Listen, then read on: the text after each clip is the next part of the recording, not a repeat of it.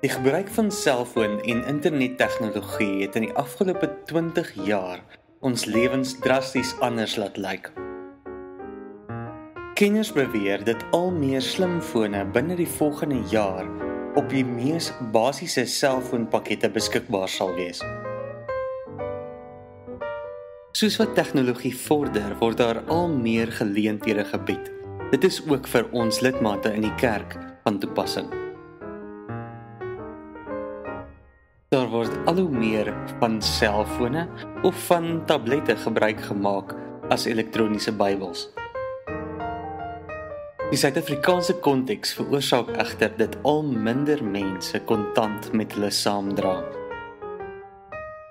Het dit met jou ook al gebeur dat jy tydens kollekte jou beursie uithaal, net om te vind dat jy vergeet het om geld te trek? Ons het daarom die keuse gemaak om aan te sluit by SnapScan. Dit is 'n slimfoon toepassing wat jou toelaat om van jou foon af 'n bydrae te maak. Die eerste stap vir 'n lidmaat wat kies om op hierdie manier by te dra, sal wees om die toepassing af te laai na sy BlackBerry, Android of Apple foon. Daarna kan hulle maklik hulle debiet- of kredietkaart aan die toepassing koppel. Hierdie twee stappe hoef slegs met opstelling gedoen te word. Betaling gebeur in 3 maklike stappe. Eerstens word daar met die toepassing 'n foto geneem van die gemeente se QR-kode. Hierdie QR-kode is beskikbaar op die Ons Dien en sal ook tydens Bietjies Word Baie projekte en tydens die gemeentefees beskikbaar gestel word. Volgende voer jy die bedrag in wat jy as 'n bydrae wil gee.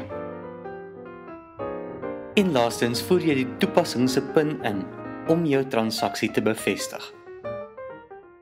Jy sal dan 'n bevestiging van jou bydrae ontvang en jou bydrae sal binne 2 dae in die gemeente se rekening reflekteer. Die gemeente gaan SnapScan gebruik as 'n addisionele metode vir kollekteopname tydens die erediens, as ook as ekstra betalingsopsie tydens Bietjies Word Baie projekte en die gemeentefees. Die goeie nuus is dat hierdie betalingsopsie geen transaksiekoste vir ons gemeentelede het nie en slegs 'n 3% transaksiekoste vir die gemeente self.